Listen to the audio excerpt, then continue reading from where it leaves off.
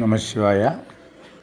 எல்லாம் வல்ல பஞ்சபூத பரம்பொருளின் ஆசி அனைவருக்கும் கிடைக்க வேண்டுகிறேன். 2025 வருடம் மார்ச் மாத பலன்கள் விருச்சக ராசிக்கு பார்க்கலாம். ராசி அதிபதி 1க்கும் 6க்குரியவராக இருக்கிறார். அவர் 8ஆம் இடத்தில் மிதுன ராசியில் அமர்ந்திருக்கிறார். ராசிக்கு 2ஆம் இடத்தையும் 3ஆம் இடத்தையும் பார்வை பார்க்கிறார். 2க்கும் 5க்குரிய குரு பகவான் 7ஆம் இடத்தில் அமர்கிறார். 3க்கும் 4க்கும் உரிய சனி பகவான் 4இல் மூலத்திரிகோணத்தில் அமர்ந்திருக்கிறார்.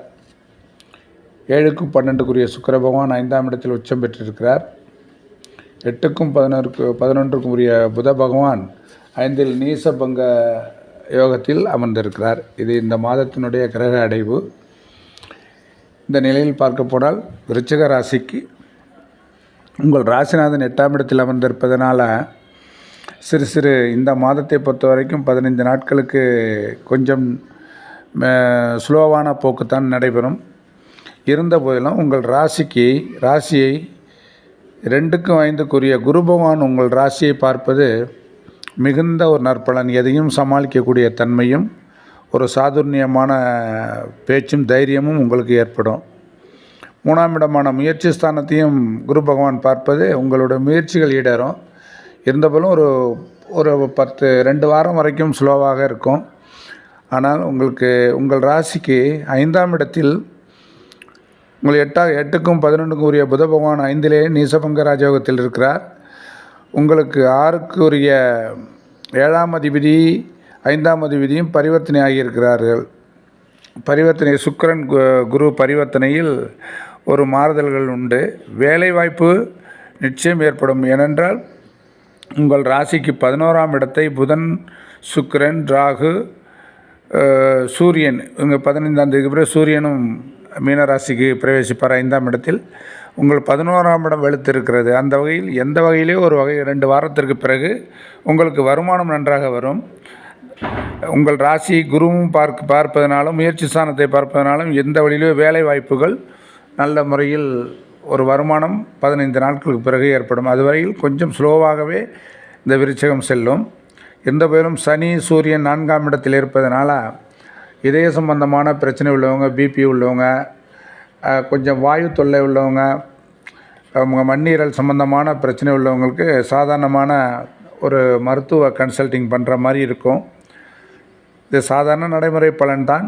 வருஷ கிரகத்தின் பலனை வைத்து தான் உங்கள் ஜாதகத்தின் பலனை வைத்து தான் முழுமையாக தெரிந்தாலும் 60% ஏற்றுக்கொள்ளலாம். மேலும் மார்ச் 15ஆம் தேதிக்கு பிறகு உங்களுக்கு சூரிய பகவான் 5ஆம் இடத்திற்கு செல்கிறார். உங்கள் ராசிக்கு 10ஆம் அதிபதியாகவும் சூரிய பகவான் 5இலே இருந்து தன்னுடைய வீட்டை இப்போது பார்த்து கொண்டிருக்கிறார். 5இலிருந்து 11ஆம் இடத்தில் லாபஸ்தானத்தை பார்க்கும்போது எப்படியும் வேலையில் நல்ல முன்னேற்றம் ஏற்படும். அரசு உத்தியோகத்தில் இருப்பவங்களுக்கு இப்போ கொஞ்சம் பிரச்சனைகள் இருக்கும்.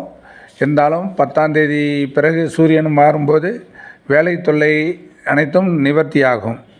மற்றபடி உங்கள் ராசிக்கு திருமண சம்பந்தமான நிகழ்ச்சிகள் இப்போது ஈடுபடலாம். திருமணம் செய்யாதவர்களுக்கு திருமணமாகவும், குழந்தை பேர் இல்லாதவர்களுக்கு குழந்தை பாக்கியம் ஏற்பட வாய்ப்பு இருக்கிறது.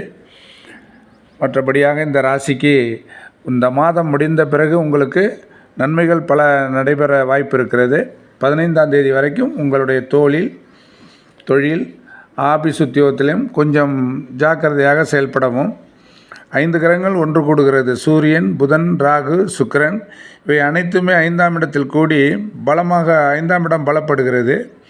அவை அனைத்துமே லாபஸ்தானமாகிய 11ஆம் இடத்தை பார்க்கிறார்கள்.